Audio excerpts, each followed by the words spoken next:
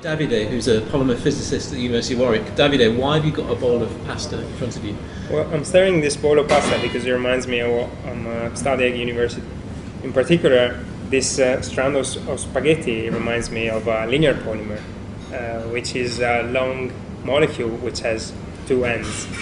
So as you can see, this is not closed, but it's linear. It's got two ends, and because of this, if you put a lot of spaghetti in a bowl, you can always pull one free because it has two ends, right?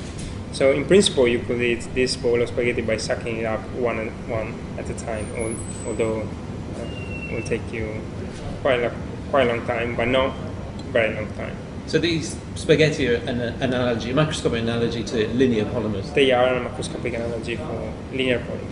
But over here, you've made some ring-shaped yes. pasta, haven't you? We made this novel shape of pasta we call anelloni.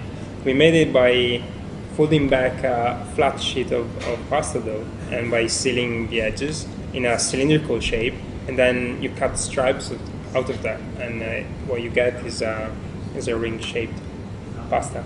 This is actually no longer an analogy for linear polymers, but it is an analogy for ring polymers. Ring polymers are actually quite abundant in nature. Actually, the DNA of bacteria is a loop, exactly like this one, although much longer. So by studying this ring-shaped pasta, you can get insights into ring-shaped polymers. Exactly, and not only from the biological perspective, but also from the perspective of creating new materials, for instance. And over here, you've got a gigantic bowl of these ring-shaped pasta. Exactly.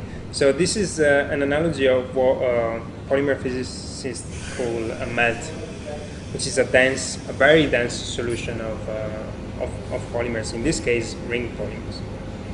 So what happens when you pull them on? If I was to try to pull one free, I realized that I can't unless I pull other rings with it, and this property is peculiar of the fact that these polymers are actually closed, are rings.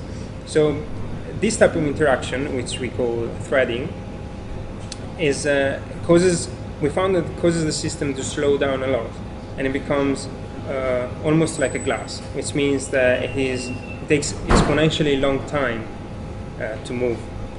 And this is why, if you were to try to eat this bowl of pasta, it will take you a long time to eat one strand at a time. So I'm not going to ask you to eat all that, Davide, but you've written about these materials in the December issue of Physics World, and you've also got a recipe for how to make this. Yes, absolutely. You should have a look at it and try it at home.